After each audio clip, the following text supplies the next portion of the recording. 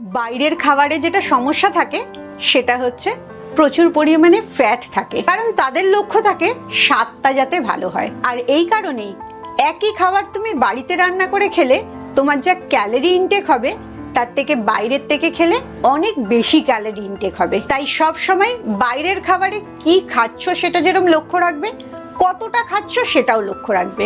একটা প্লেট মানে সেটা অনেকটা খাবার, দুজন বা তিনজনের খাবার, কিন্তু তুমি ভাবছো এক প্লেট খাবার দিয়েছে মানে ওটা একজনের খাবার।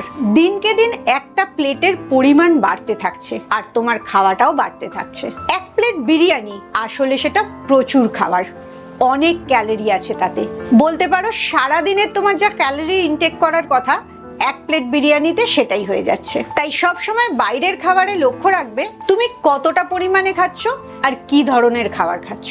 বাইরের খাবার খাওয়া মানেই তাতে ক্যালোরিটা অনেক বেশি থাকছে, পরিমাণটাও অনেক বেশি থাকছে। একটু মন দিয়ে খাবারটা দেখলে আর বুঝে খেলেই বাইরের খাবারও কোনো ক্ষতি করবে না। তবে শরীরের জন্য ভালো বাড়িতে রান্না করা, খুব সহজে রান্না করা এবং কম পদ খাওয়া। আর বাইরে খাবার ইচ্ছে হলে সেটা অকেশনালি খাবে, সপ্তাহে একদিন বা মাসে দুদিন, তাহলেই দেখবে আর কোনো সমস্যা থাকছে না।